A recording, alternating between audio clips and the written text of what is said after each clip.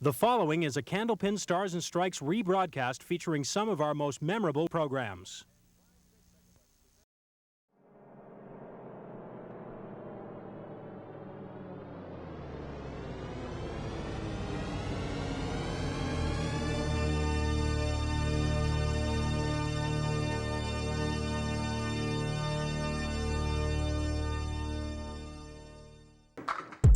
Stars and Strikes doubles. From Park Place Lanes in Windham, featuring outstanding Candlepin bowlers from all over New England.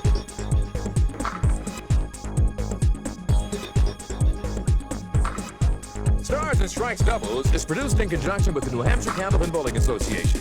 And now your hosts, Doug Brown and Dan Murphy. Hi, everybody, and welcome once again to Stars and Strikes doubles here at Park Place Lanes here in Windham. So glad you could join us for the second of our 2 hours this afternoon here on the Winds. I'm Doug Brown along with Dan Murphy, and like we did in singles, Dan, beginning a brand new 4-week series with a whole bunch of brand new teams. One of these teams will move, of course, into the Tournament of Champions. Well, we've got 4 qualifiers already. We're looking for number 5 and 2 real powerhouse teams to start us off with week number 1. So. All right, we will meet the full series and the full ladder and all the bowlers. We'll tell you about that a little bit later, but let's introduce our first 2 teams for this first week of our 4-week series here on Stars and Strikes doubles.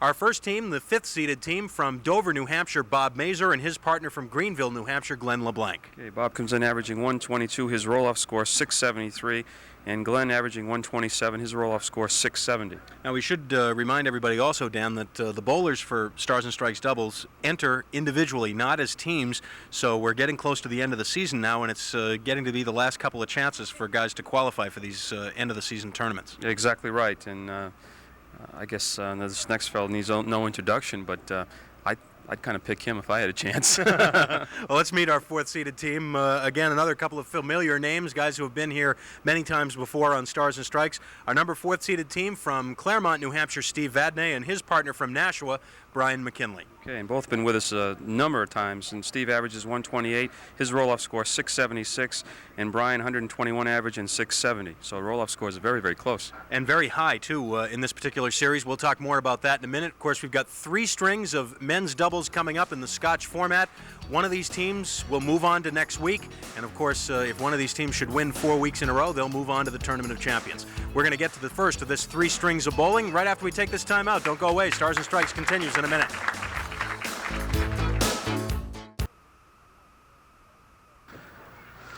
Okay, it's week 1 here on Stars and Strikes doubles, and this is the way it shapes up for this particular 4-week series. We already introduced our 2 teams for today. Bob Mazur and Glenn LeBlanc will face Steve Vadney and Brian McKinley.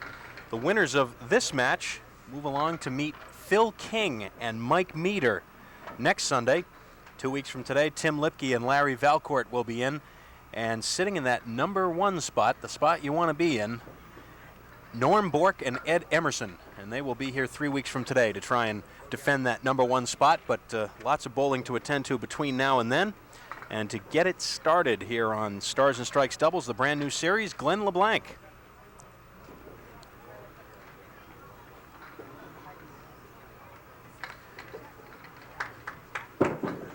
And Glenn is right on the head pin to start it. Glenn's been here twice previously this season, once in singles, where he won 2 matches before losing to Tim Lipke in a semifinal match, and he was also here in doubles competition paired with Tom O'Brien. They won 2 matches and then lost a series championship to Mike Morrill and Jack Quinn. So Glenn LeBlanc has piled up some wins this season here on Stars and Strikes, but has not yet been able to qualify for the Tournament of Champions, and he hopes to do that here with his partner Bob Mazur. But it's been a long, long time since we've seen anybody string 4 wins together. And I don't know if we've ever had it in the doubles, except one time the mixed doubles with Steve Vadney and Jackie Sterner, but men's doubles, I don't think we have. No, we haven't. Oh, how about that for a spare? Great shot by Glenn LeBlanc. Gets the first mark up on the board, and it is a dandy. He really played on the inside, too, and got a nice kick off the left sidewall, coming over to get the 10 pin and then eventually the 6. Keep the pins moving. Steve Vadney keeps the pins moving. Certainly does. Steve will be with us later on in this series on singles as well,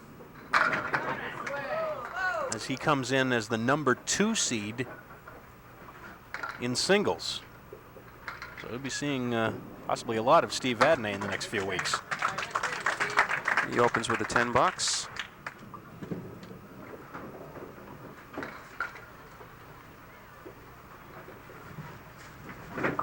You asked about teams that have been able to win consecutive matches here on Stars and Strikes doubles. Only one team in the short history of the show. We've, of course, just been on since October, but only one team in the history of the show has been able to win as many as 3 matches in a row. And that was the team of Phil Clough and Tom O'Brien. Of course, they have already qualified for the Tri-State Megabucks Tournament of Champions.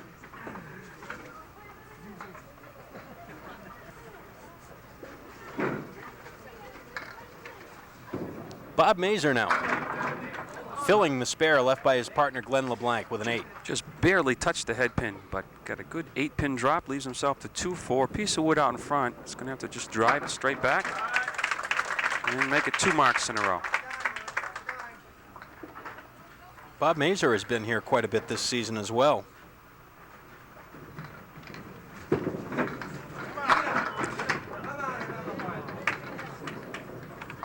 He was paired in our mixed doubles format with Marlene Broder.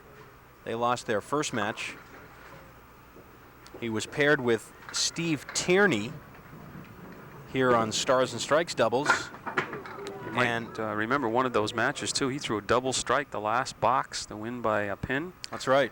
They beat Dave Kudermarsh and Dan Valcourt, Larry's brother. Larry we'll see later on in this series. And Bob Mazur and Steve Tierney wound up dropping that series championship match after that 1-pin victory. They dropped a match to Mike Morgan and Paul St. Pierre.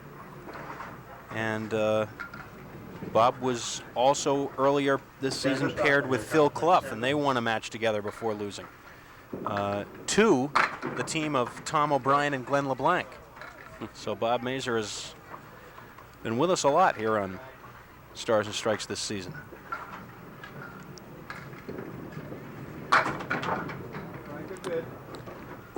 First look at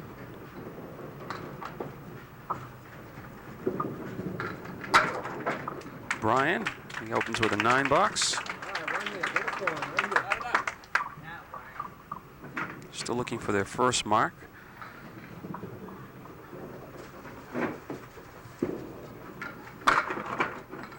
Brian McKinley was last here on the noon show. In singles competition, he beat Joe Ashline before being knocked off by Tom O'Brien.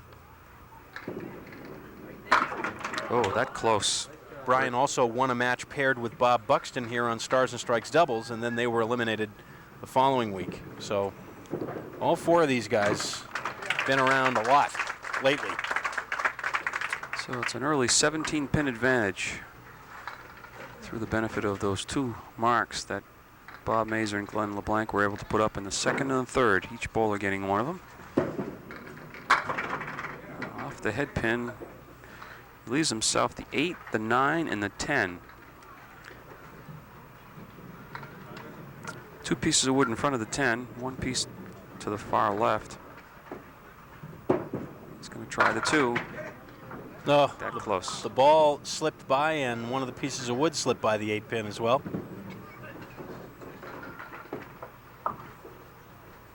I want to welcome a brand new sponsor to Stars and Strikes doubles. With us for this 4-week series as a participating sponsor, the folks at 1400 Motors in Nashua and Lowell. 1 great name, 2 convenient locations, 1400 Motors. Thanks to Ray Souza and all the gang there. We welcome them to Stars and Strikes doubles and hope you'll stop in and say hello to them and mention that you saw them here on the show. 1, 2, 5, and 8 for Glenn. Just missed the head pin.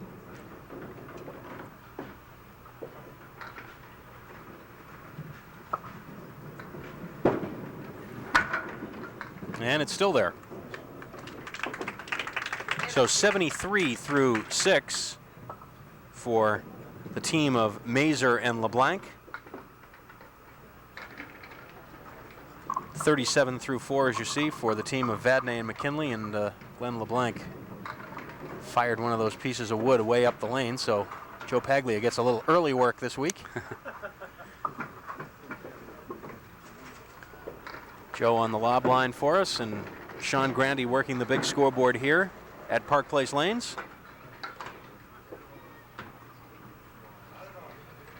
And Steve Vadney now looking for the first mark for his team. Steve seemed to lose his footing just a little bit at the line. Stumbled just a little bit, pushed the ball, but got a decent break. The 6:10 left, piece of wood out in front. Wants to be around the red line. That's it. Mark number 1. Nothing too fancy, but it's the first mark, and that's the important thing. He's right on the red line.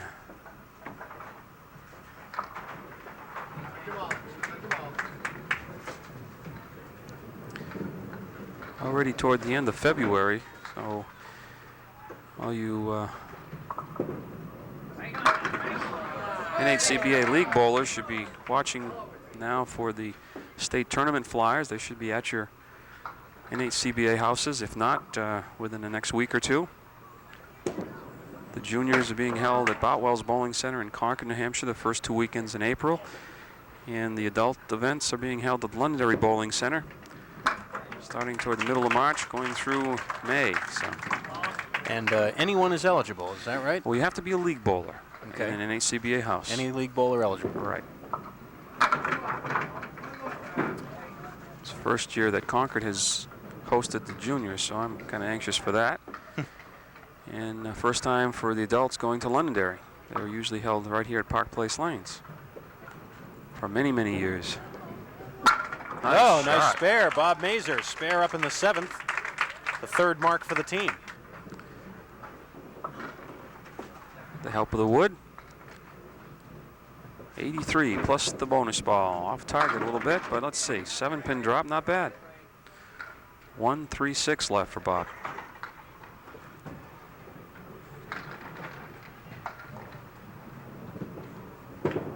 For 2 in a row? Oh. No. The 1 and the 3, and the 3 just went right around the 6-pin. Never touched the 6 or the wood behind it. $10, 100 through 8 for Mazur and LeBlanc. Brian McKinley will step up now.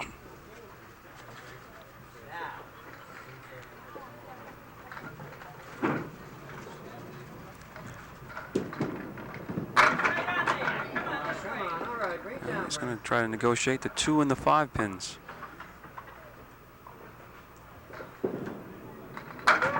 Yes. Matches that spare in the 7th. See, he's right on the 2-pin. The object of those 2 pins.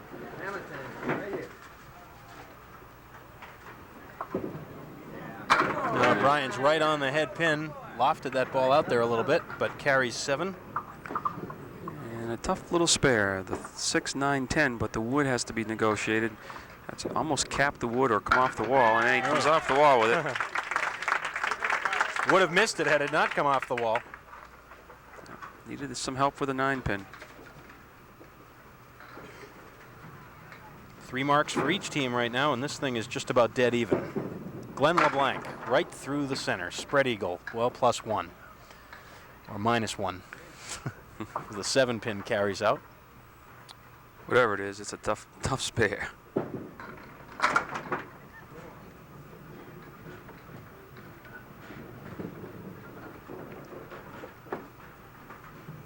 Both teams with 3 marks now, all spares. And that will be an 8. So Glenn will move over and take care of the 10th and final box in this first game. With 3 strings, the Scotch doubles format. Each bowler bowls 2 frames, then your partner bowls the next 2. There's a big strike, first one of the day. And it goes to Glenn LeBlanc in the 10th. No doubt about this one. He As Doug said, they alternate boxes, so the second game, this team will start, and Bob Mazur will be.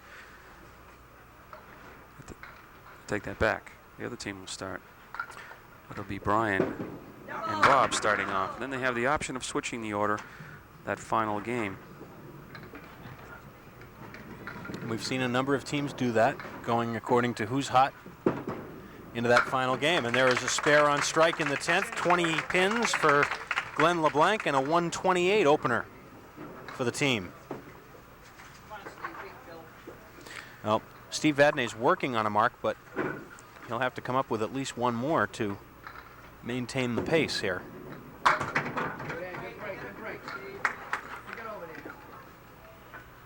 That brings the lead down to 1 through the completed frames, the 8th. The 1, 3, and 7, inside or out, it's got a chance because of the wood. Oh, yes.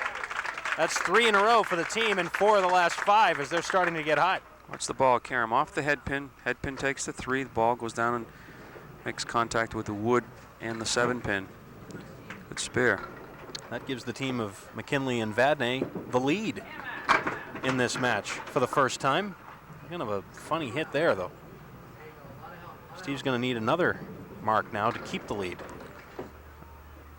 Piece of wood out in front. He's just got to drive the ball through that into the 3 pin. Oh, it worked. Wow. We'll have to just look at that again and see exactly what happened. That was a strange leave right there. Actually got 3 pin from behind. It was a little too far to the right as far as Steve was concerned, but the result is what he wanted. So he gets the necessary marks in the last 2 frames, and the team of Vadney and McKinley comes from behind to take the lead after game 1. Good match going, 131 for Vadney and McKinley, 128 for Mazur and LeBlanc. We're back with game 2 in a minute.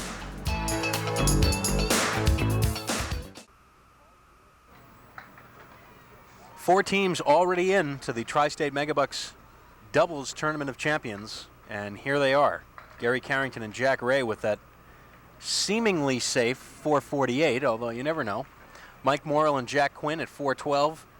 Phil Clough and Tom O'Brien in there at 381, and Mike Morgan and Paul St. Pierre at 373. Of course, we're looking for 2 more teams, one from this series, and then we'll have one final series before we go into the Tournament of Champions, and we'll be giving you the dates on the Tournament of Champions a little bit later on so you can mark your calendars and get ready for it. It'll be 5 weeks, of course, both on the noon show and on Stars and Strikes doubles here at 1 o'clock on the Winds. That's going to be a lot of fun. Certainly is. Brian looks at the 4 horsemen left. And just misses converting it. Looked like he had it. I think he could hit it much better. But as often happens, the 7 pin is the one that foils you in the corner.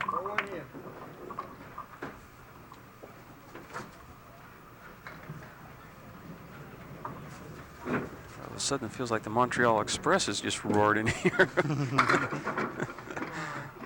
We're not into spring yet. No. 3, 6, 7 left for Brian. Piece of wood in between. Might elect to try to carry him the ball off the wood. That's what he's trying to do. And again, the 7 pin.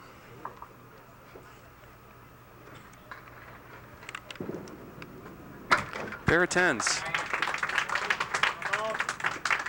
Now Bob Mazur trying to regain the lead. Had the lead most of that first game until the end. Wow, that was right in the 1-3 pocket. Leaves himself to 5, 7, 9, 10. But a piece of wood that he could carry him the ball off for the 7 pin. Whether the wood will take the rest. Yeah, it does. Oh, great shot. Nice shot for Bob Mazur. Thought it might go by the 5 pin. Just slow enough. Great shot.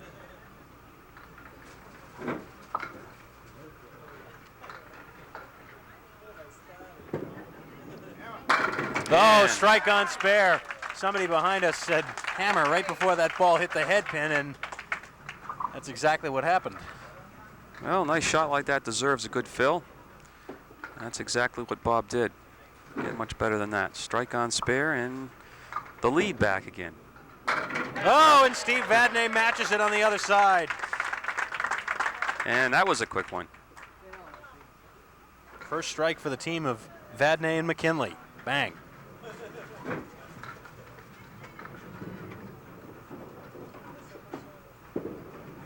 A little full that time, but got away with it. Ooh.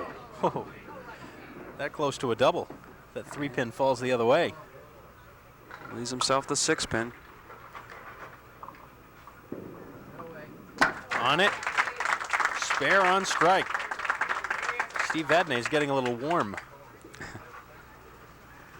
Glenn LeBlanc working on the strike, put up by his partner Bob Mazur. Trying to keep the string of marks alive.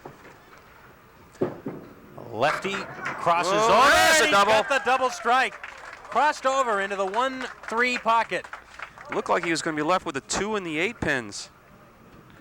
Right here, piece of wood knocks the 3-pin forward. Another piece comes off the wall for the 8 and the double strike. Oh, he pulled it. And that's one thing you don't want to do on a double. That is a big ball.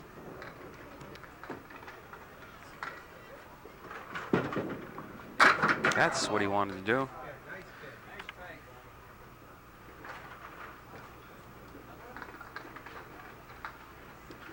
Talk about how the first ball on a spare counts double. First ball on a double strike counts triple. That's right. But the lead for Mazur and LeBlanc, as they have got off to a quick start with 69 through 4. Vadney and McKinley are not that far behind, though. Just about halfway through. We'll be back on doubles in a minute.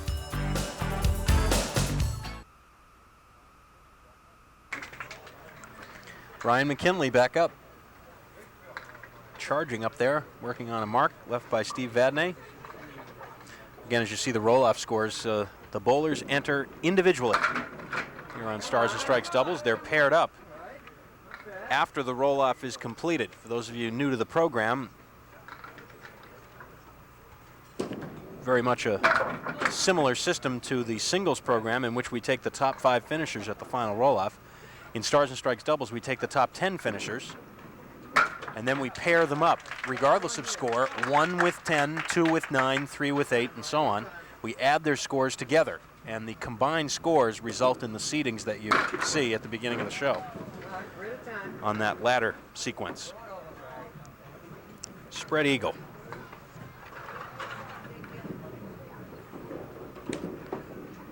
Ooh, what a try. They elected to go at the 3-6, cut the 3-pin into the 7, but he didn't get the backdoor action, which many times you need to convert to spread eagle. 76 through 6. A lead of 9 overall, as you saw, for the team of Mazur and LeBlanc, and here is Bob Mazur. Bob from Dover, New Hampshire, works at Vision's Beauty Supply in Newburyport, Mass. Does a lot of his bowling at the Lamprey River Lanes in Newmarket, New Hampshire. And he's got a spare. Boy, I thought that wood might deflect the ball and the head pin away and cause him to miss the shot, but everything just stays in play. Mark in the 5th.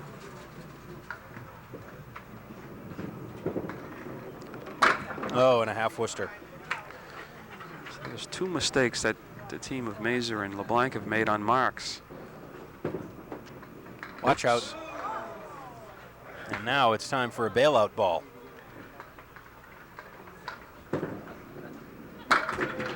He'll take a 7. So the lead is still 9. Unfortunately, you see there, spare 2 and 7. That's a total of 19 pins, so the mark really didn't help him.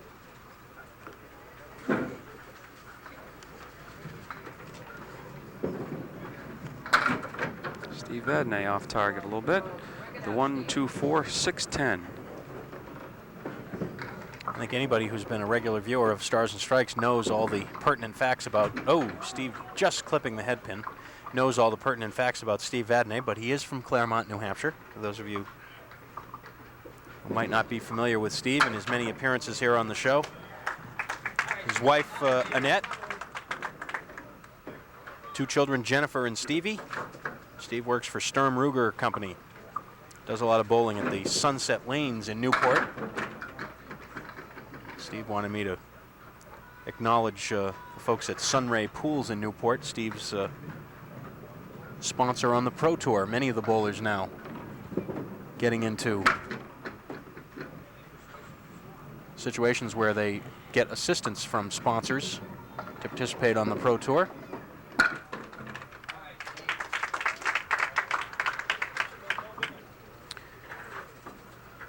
Well, 2 open frames for Glenn LeBlanc to try to build on. Already leading by 9 overall, 12 in this game. Well, there goes the 5-pin. He wanted the 10-pin to go out of there as well, but well, he's got the 7-10, but let's see what happens with the 2 pieces of wood that are almost directly in the middle of the lane, a little bit to the left.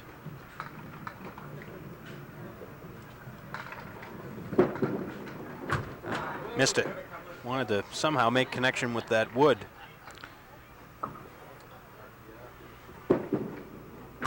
No, we'll never know. And $8. That increases the lead to 10. Both teams got off to fast starts. First few boxes of this game, but since then, a little silent movies here. The lead is only 13 pins in this game. However, if you look at the marks, I'm sure Glenn and Bob are a little disappointed that they're not leading by more, especially with 4 marks and 2 of them a double strike.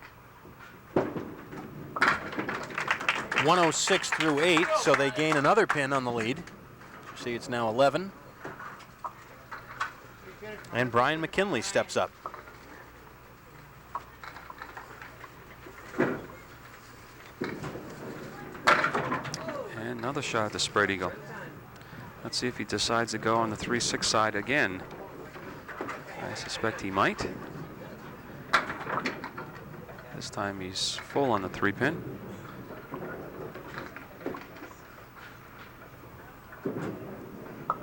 Yes, $10.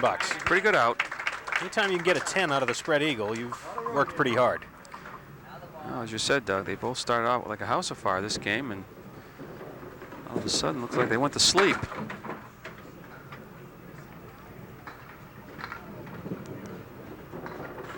The runners-up in this match will share 5th place prize money of $150. The winners, of course, will be back next week to challenge Phil King and Mike Meter. And a $7 for Brian McKinley, so a 109 for the team and a 2-string total of 240. So a chance for Bob Mazur to add to the lead for the team here, but boy, we're seeing all kinds of splits and punch-outs and everything. 2-4-7 isn't bad, but he also has the 6-pin. Inside, doesn't happen. Well, he's going to lose a pin or 2 in count if he can't convert both of these. And he doesn't, so the lead will drop to 9 pins. But they're opposite of 7. Bob would really like a mark here and push the lead into double figures. Well, more splits. 5-10. And it's not a real good angle of the wood either. Try and play it, snap it. Whoa, he's going to try to cut it over. Pretty close. Not so sure the wood didn't prevent him from cutting it into the 10-pin. $10, 124, and a 2-string total 252. So there's the picture. A 12-pin lead for Mazur and LeBlanc going into Game 3 over Vadney and McKinley, and we'll have it for you on Stars and Strikes Doubles after these words. The comment that we had, I don't have the letter in front of me right at the moment, but recent letter that we had come in asked about how to get on the show, and Glenn LeBlanc starting the game with kind of a funny 8-drop. I guess you could call that a soft 8-drop. Soft 8. It's a quiet Whoops. 8. No, and he turns it over. Started to say, talking about getting on the program, and actually it wasn't as much a criticism as it was a question, but wanting to find out how the process works. Somebody wrote in with their averages and so forth, and mentioned that, gee, I thought that would be good enough to get on the show. Well, no invitations. Yeah, we don't come to find you. You have to find us. And we'll explain the roll-off process during this game. No, Glenn almost made it happen.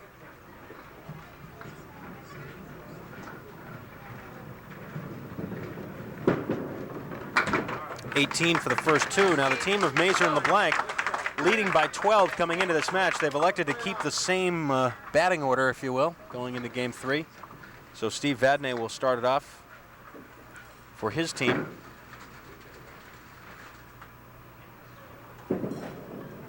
Steve is right on the head pin and is looking for a break. Well, 7-10, 2 pieces of wood in front of the 7. So either end of that wood, I'd probably go right-hand tip and see if he could snap it. No, he's going down the center. That's not going to make things happen. But he can gain 2 and count. He can knock this 10 pin down. And does, cutting the lead to 10. Well, the roll-off system works this way for both Stars and Strikes and Stars and Strikes doubles. Check with your nearest NHCBA member house. That is the bowling center that is a member of the New Hampshire Candlepin Bowling Association. Every time I try and explain this, something good always happens. Steve Vadney with a strike. I think Steve would like you to keep talking while he's up there then. So check with your nearest NHCBA member bowling establishment and find out when their next TV50 roll-off is. That's the first step. Then you go, you pay an admission fee for the, or an entry fee for the roll-off, which is in essence the cost of bowling. It's basically nothing else. It's not really an entry fee. It's just the cost to cover your bowling. 5 games of practice, really. Yep, and you bowl 5 games with and against the rest of the bowlers who show up at that particular location. And if you finish in the top 5 in that roll-off, then you advance to the final roll-off, which is held at one location. And if you finish in the top 5 for that roll-off, or in the case of doubles, the top 10 of that final roll-off, then you make it here to the show. That's how it happens. And I'm sure there are a lot of bowlers out there with great averages that are waiting for an invitation, but we just can't send out invitations. I've been waiting for one.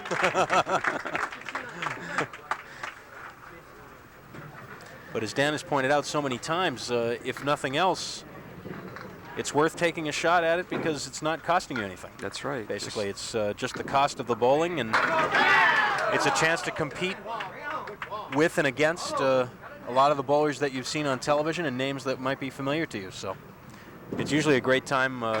People get to meet each other and have a little friendly competition. Brian McKinley with a spare on strike. And this thing is getting closer by the second. In fact, they took the lead. They just did take the lead with that mark. And they can increase that. Good. All right. One ahead. Here we come. 3:59 left. Brian McKinley was all charged up when he threw that first ball in that last box. And he's got another mark. And you see Brian, he is into it now. 3 marks in a row for the team of Vadney and McKinley, and they have taken the lead. Still a long ways to go, though. We'll be back with the finish.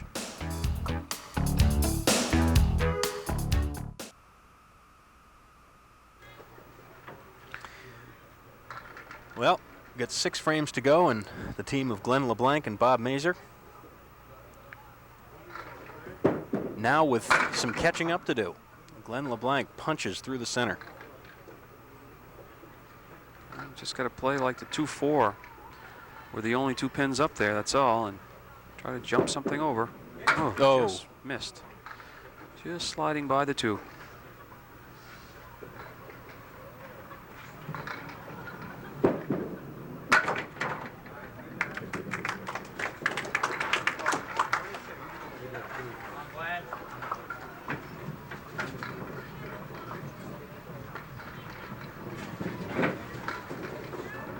Team of LeBlanc and Mazur has now gone 10 boxes without a mark, and it'll be a tough one here.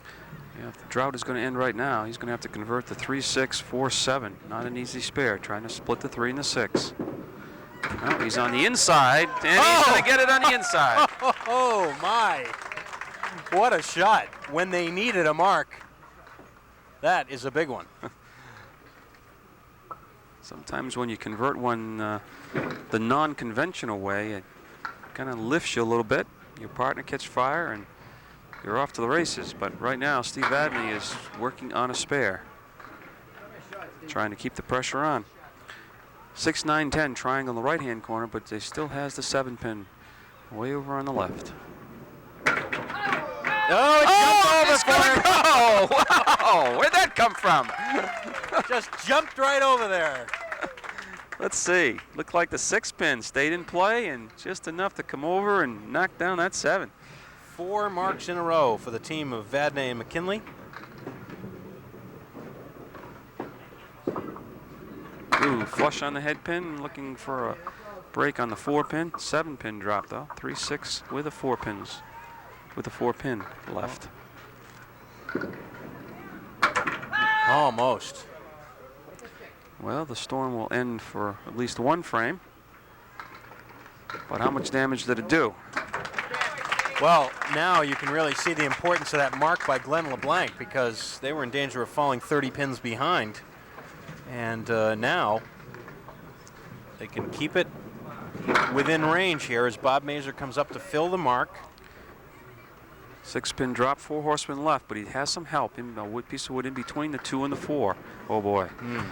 Just badly to the right. Through the 6th, which is the last completed frame, the lead is now 17 in the match for Vadney and McKinley. But LeBlanc and Mazur will need some marks. And really, they'll need probably to mark out here. Trailing by 19. Well, then you're going to need at least 2 big marks. We're assuming that Vadney and McKinley don't mark at all, which is highly unlikely the way they're bowling. So I would say you're probably right, Doug. Going to need at least 3 marks. Well, there's the first one in the 8th. So that'll set up Glenn LeBlanc for the final 2. It's mark number 11 for the team of Mazur and LeBlanc. Bob Mazur finishes his work for the day. Now Brian McKinley, just catching the head pin, but he's got a bit of a problem here, although that wood is out front of the 6, 7, 8, and 10. He's going to carry the ball off there. It looks like the 6, 10 should go out of there, but he's going to need some help on the 7 and the 8. Take the pin. And it's a $9. So the lead stays at 17. Now he faces the mark already posted in the 8th by Bob Mazur.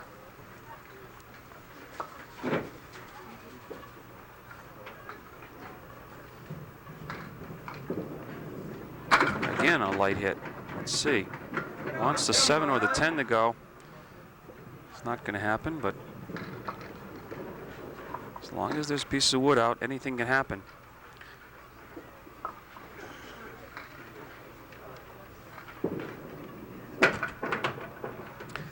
Well, it's going to be interesting. Yes, it is. Well, there were some big balls in the match, but I don't know if there's any bigger one than this one by Glenn LeBlanc, filling a spare in the 8th. And would need a big fill and at least 1 more mark.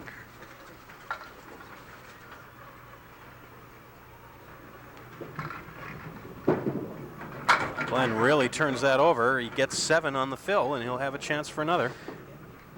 Going to be a tough spare, though. We almost have to have the head pin clean, because I think if he hits the head pin and caps that wood, the wood could cost him a shot.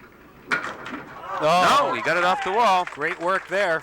Again, another big mark that they needed, and he may have to come up with another one here in the 10th. Had some piece of wood fly off both sidewalls for that 8-pin. Now the fill. Glenn LeBlanc from Oh, Peterborough, that's a big New one. Hampshire. That's a real big one. Strike on spare in the 9th. Wow. What a match. Back and forth they go.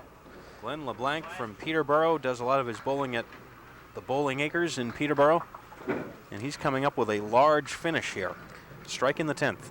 That definitely forced the team of Vadney and McKinley to throw at least 1 mark. Let's see what happens with a fill.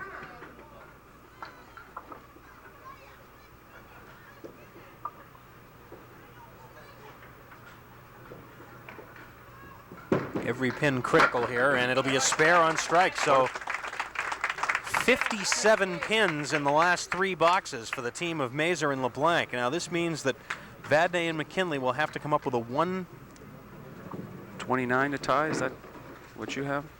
139. 139. 139 to tie, right. So they need 30 pins, which means 2 marks. Steve Vadney up there, and oh boy.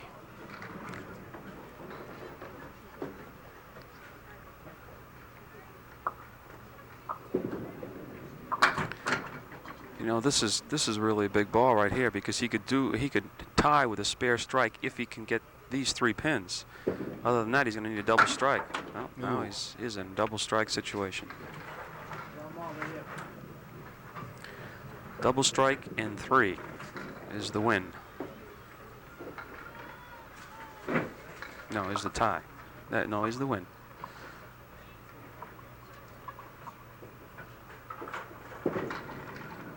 He's light. So let's see. Oh, look out. Well, that'll do it. Wow. Whew. Final box. So Bob Mazur and Glenn LeBlanc will meet, who will they meet? Phil King and Mike Meter next week. 126 for the team of Vadney and McKinley, and what a finish as Glenn LeBlanc puts up 3 marks in the last 2 boxes, and that is enough to carry his team to a win by 13, 379 to 366, and we'll be back to talk to the bowlers and tell you about next week in a minute. And welcome back to Stars and Strikes Doubles. I'm Doug Brown. Dan Murphy will rejoin me in a second. A terrific finish for this one, particularly for Glenn LeBlanc, who came up with the big marks in the last 2 boxes to bring his team from behind. And so we unfortunately have to say goodbye to a team that put up a gallant effort. Looked like they were going to hang on and win it, but not quite this time. Let's have a round of applause for Steve Vadney and Brian McKinley, our runners-up in this match. It looked for a moment, guys, like you were going to have enough to put them away there at the end, but not quite enough at the finish. No, Glenn took care of things for himself, and we didn't, and that's the name of the game.